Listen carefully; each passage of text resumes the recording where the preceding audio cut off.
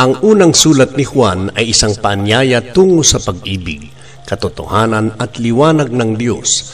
Isinulat ito upang patibayin ang pananampalataya ng mga mananampalataya at ipaalala na ang tunay na pagkakakilanlan ng isang anak ng Diyos ay nakikita sa kanyang pag-ibig sa kapwa.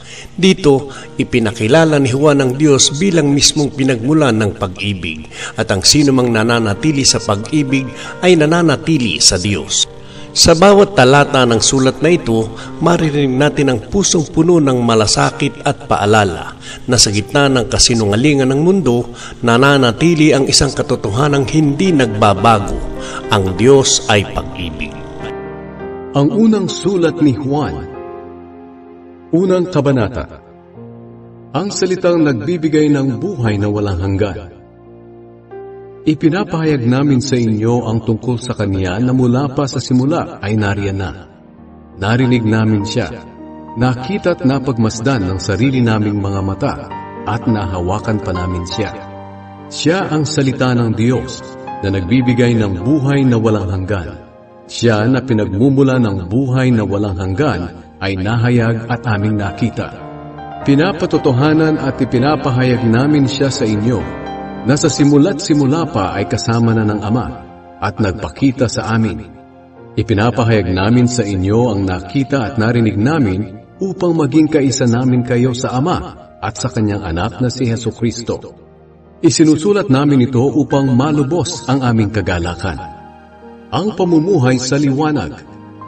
Ito ang mensaheng narinig namin mula kay Jesucristo at ipinapahayag naman namin sa inyo.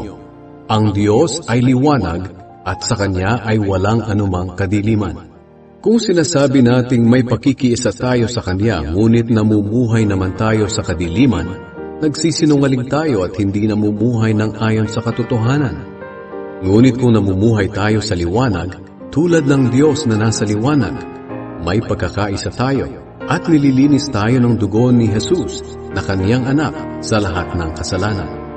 Kung sinasabi nating wala tayong kasalanan, dinadaya natin ang ating sarili at wala sa atin ang katotohanan. Ngunit kung ipinagtatapat natin sa Diyos ang ating mga kasalanan, maaasahan nating patatawarin Niya ang ating mga kasalanan at lilinisin tayo sa lahat ng uri ng kasamaan dahil matuwid Siya. Kung sinasabi nating wala tayong kasalanan, ginagawa nating sinungaling ang Diyos at wala sa atin ang Kanyang salita.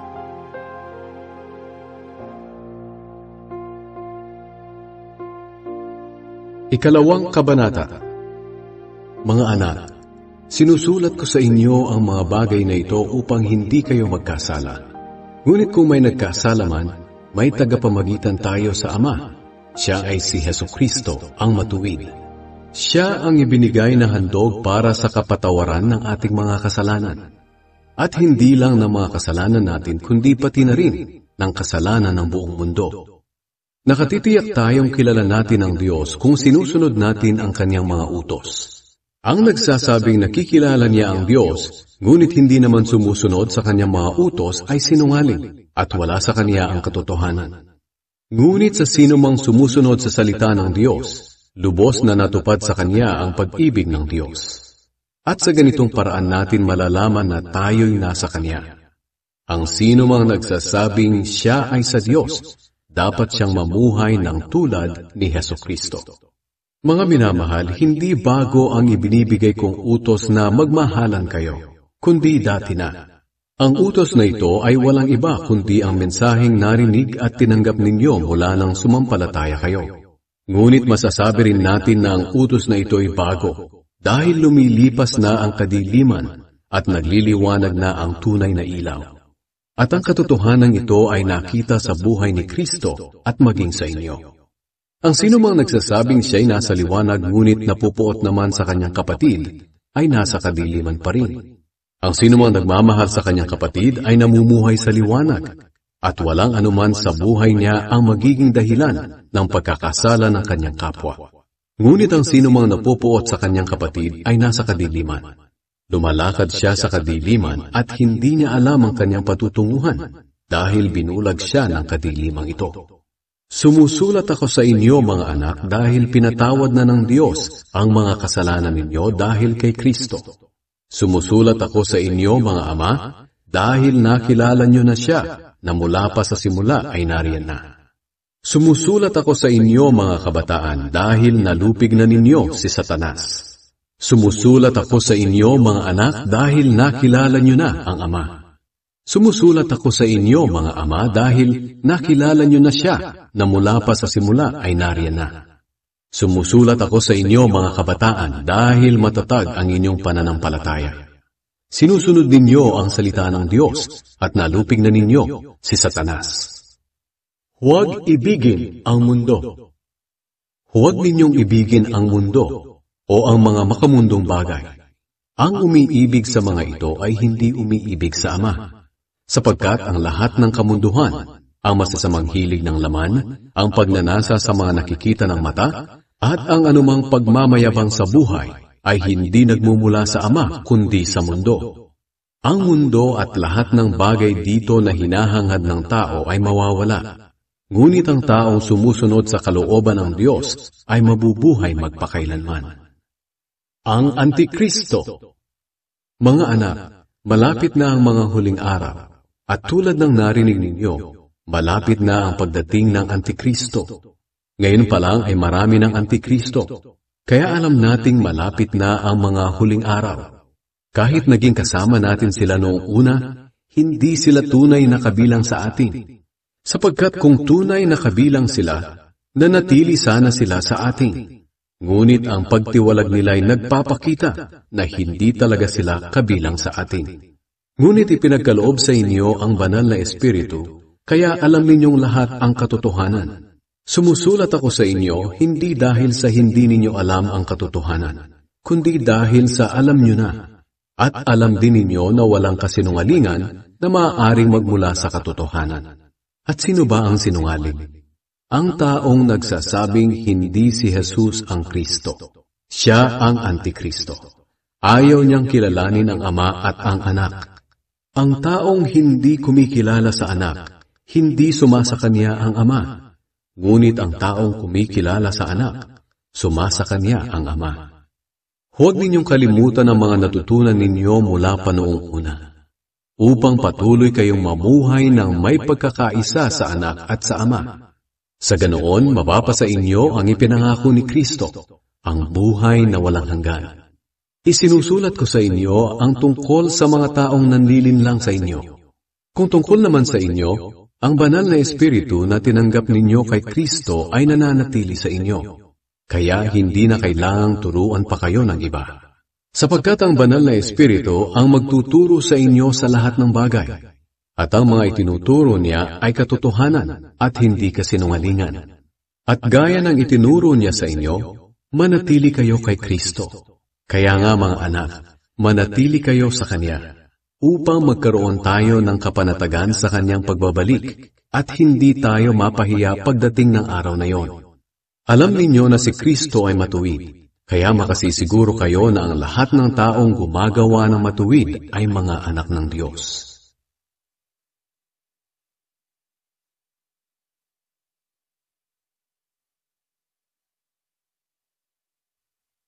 Ikatlong kabanata.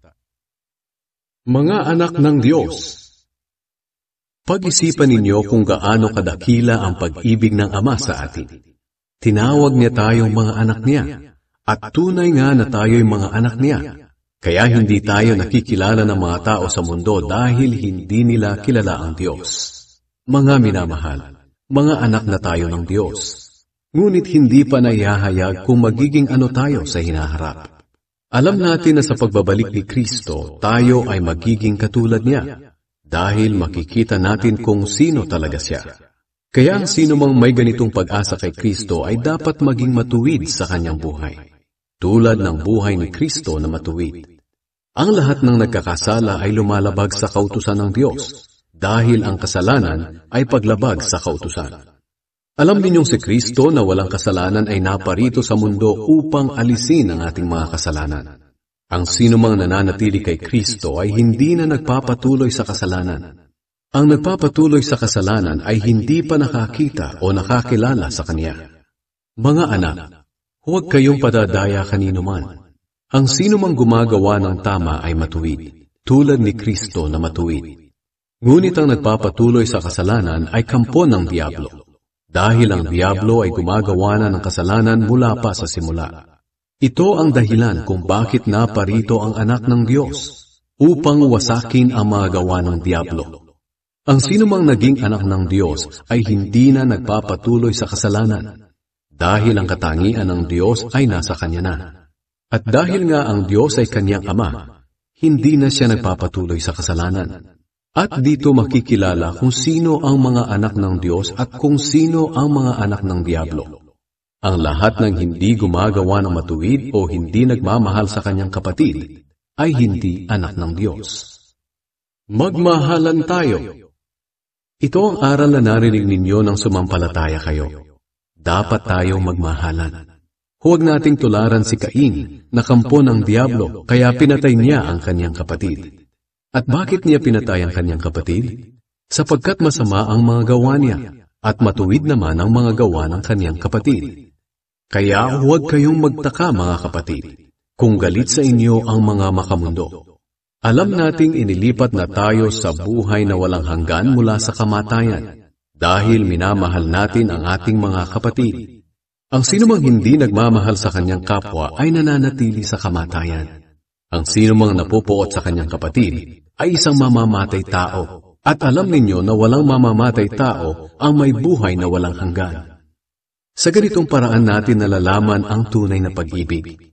Ibinigay ni Hesukristo ang kanyang buhay para sa atin. Kaya dapat din nating ialay ang ating buhay para sa ating mga kapatid. Kung mayroon man sa atin ang nasa mabuting pamumuhay at nakikita ang isang kapatid na nangangailangan, ngunit hindi naman niya ito tinutulungan, masasabi ba natin na sumasa kanya ang pag-ibig ng Diyos? Mga anak, huwag tayong magmahalan sa salita lang, kundi ipakita natin sa gawa na tunay tayong nagmamahalan. Sa ganitong paraan, mapapatunayan natin na tayo nga ay nasa katotohanan at magiging panatag ang ating kalooban sa kanyang harapan, kahit inuusig man tayo ng ating konsensya. Sapagkat ang Diyos ay mas higit kaysa sa ating konsensya at nalalaman niya ang lahat ng bagay.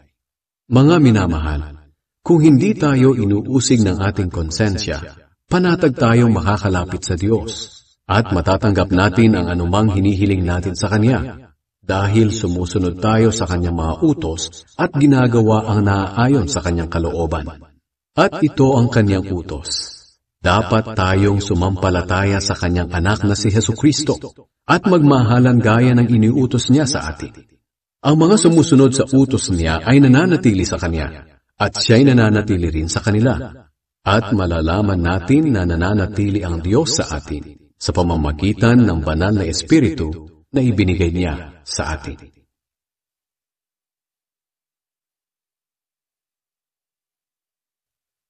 Ika-4 na kabanata. Ang Espiritu ng Diyos at ang Espiritu ng Antikristo. Mga minamahal, huwag kayong basta maniniwala sa mga taong nagsasabi na ang ipinangangaral nila'y mula sa banal na Espiritu. Sa halip, alamin muna ninyo kung nagmula nga sa Diyos ang itinuturo nila. Sapagkat marami ng huwad at sinungaling na propetang nagkalat sa mundo. Sa ganitong paraan ninyo malalaman kung ang Espiritong sumasa kanila ay mula sa Diyos. Kung kinikilala nila na si Hesukristo'y naging tao, ang Diyos mismo ang nagsugo sa kanila. Ngunit ang hindi kumikilala na si Jesus ay naging tao, ay hindi isinugo ng Diyos, kundi ng Espiritu ng Antikristo. Narinig ninyo na darating na ang Antikristo, at naririto lang nga sa mundo. Ngunit mga anak ko, kayo'y sa Diyos, at napagtagumpayan na ninyo ang mga huwad at sinungaling na propeta, dahil ang Espiritong nasa inyo ay higit na makapangyarihan kaysa kay Satanas, na siyang naghahari ngayon sa mga makamundo. Itong mga huwad at sinungaling na propeta ay makamundo, kaya ang mga bagay ng mundo ang kanilang itinuturo, at nakikinig sa kanila ang mga makamundo. Ngunit tayo naman ay sa Diyos. Ang mga kumikilala sa Diyos ay nakikinig sa mga itinuturo natin. Ngunit ang mga hindi kumikilala sa Diyos ay hindi nakikinig sa atin. Sa gayong paraan natin makikilala kung sino ang nangangaral ng mula sa Espiritu ng katotohanan o sa Espiritu ng kasinungalingan. Ang Diyos ay pag-ibig. Mga minamahal, mag-ibigan tayo dahil ang pag-ibig ay mula sa Diyos. Ang umiibig sa kanyang kapwa ay anak ng Diyos at kumikilala sa Diyos. Ang sinumang hindi umiibig sa kanyang kapwa ay hindi kumikilala sa Diyos, dahil ang Diyos ay pag-ibig. Ipinakita ng Diyos ang kanyang pag-ibig sa atin nang isinugo niya ang kanyang kaisa-isang anak dito sa mundo, upang sa pamamagitan niya ay magkaroon tayo ng buhay na walang hanggan. Ito ang tunay na pag-ibig. Hindi tayo ang umibig sa Diyos, kundi siya ang umibig sa atin. At isinugo niya ang kanyang anak upang akuin ang ating mga kasalanan para sa kapatawaran natin. Mga minamahal, kung ganoon na lamang ang pag-ibig ng Diyos sa atin, nararapat lamang na mag-ibigan tayo. Wala pang tao na nakakita sa Diyos. Ngunit kung nagmamahalan tayo, ang Diyos ay sumasa atin at lubos na natupad ang kanyang pag-ibig sa atin. Nalalaman nating tayo'y nasa Diyos at ang Diyos ay sumasa atin dahil ibinigay niya sa atin ang kanyang Espiritu. Nakita at pinatotohanan namin na isinugo ng Ama ang kanyang anak bilang tagapagligtas ng mundo. Ang sinumang kumikilala na si Jesus ay anak ng Diyos, ang Diyos ay nasa kanya, at siya naman ay nasa Diyos. Kaya nakilala na natin at pinaniwalaan ang pag-ibig ng Diyos sa atin. Ang Diyos ay pag-ibig. At ang nabubuhay ng may pag-ibig ay nananatili sa Diyos at nananatili rin sa Kanya ang Diyos. Sa ganitong paraan ay naging ganap ang pag-ibig sa atin. Kaya panatag tayo sa pagdating ng araw ng paghuhukom. Dahil ang pamumuhay natin dito sa mundo ay tulad ng kay Kristo. Walang anumang takot sa pag-ibig. Pinapawi ng ganap na pag-ibig ang anumang takot. Kung natatakot man ang isang tao, ito'y dahil sa takot na maparusahan. At ipinapakita lang nito na hindi pa lubos na natupad sa kanya ang pag-ibig. Umiibig tayo sa Diyos dahil siya ang unang umibig sa atin. Ang nagsasabing mahal niya ang Diyos, ngunit napupuot naman sa kanyang kapatid, ay sinungaling. Dahil kung ang kapatid niya mismo na nakikita niya ay hindi niya mahal, paano pa kaya niya magagawang mahalin ang Diyos na hindi naman niya nakikita? Kaya ito ang utos na ibinibigay sa atin ni Kristo. Ang taong nagmamahal sa Diyos ay dapat ding magmahal sa kanyang kapatid.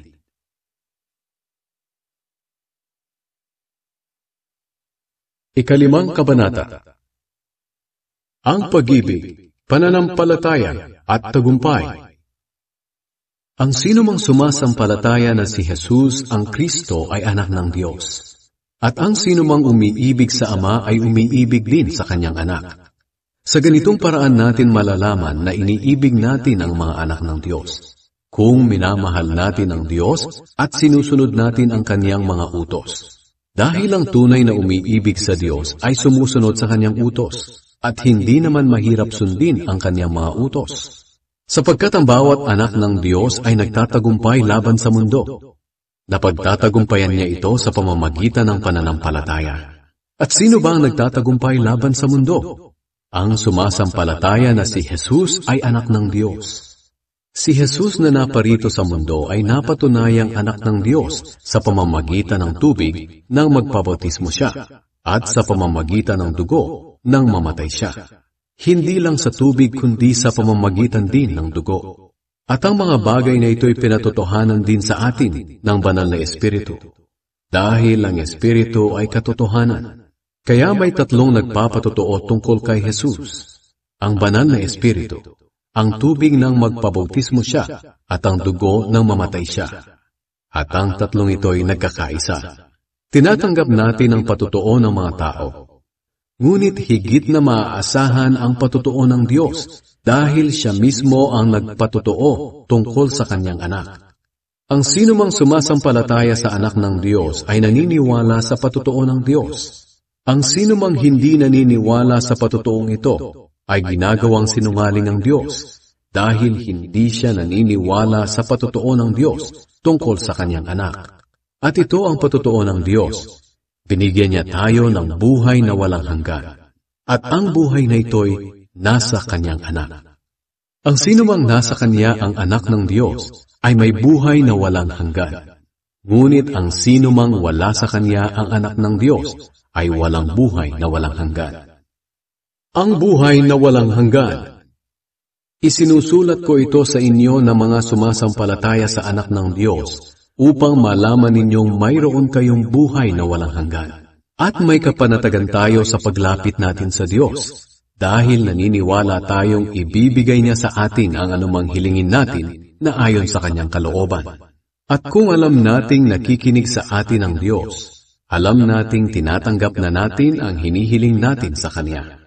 Kung nakikita ninyo ang inyong kapatid kay Kristo na gumagawa ng kasalanang hindi hahantong sa espiritual na kamatayan, ipanalangin ninyo siya at bibigyan siya ng Diyos ng buhay. Ito ay para lang sa mga nakagawa ng kasalanang hindi hahantong sa espiritual na kamatayan. May mga kasalanang nagdudulot ng espiritual na kamatayan. Hindi ko sinasabing ipanalangin ninyo ang mga taong nakagawa ng ganitong kasalanan. Ang lahat ng gawaing hindi matuwid ay kasalanan. Ngunit may mga kasalanang hindi hahantong sa espiritual na kamatayan. Alam nating ang sinumang naging anak ng Diyos ay hindi na nagpapatuloy sa kasalanan. Iniingatan siya ng anak ng Diyos at hindi siya maaaring saktan ng diablo. Ang buong mundo ay nasa ilalim ng kapangyarihan ng diablo. Ngunit alam nating tayo'y mga anak ng Diyos. Alam din nating ang anak ng Diyos ay naparito sa mundo at binigyan niya tayo ng pangunawa upang makilala natin ang tunay na Diyos. At tayo nga ay nasa tunay na Diyos sa pamamagitan ng Kanyang anak na si Hesukristo. Siya ang tunay na Diyos at ang buhay na walang hanggan. Mga anak, lumayo kayo sa mga Diyos-Diyosan.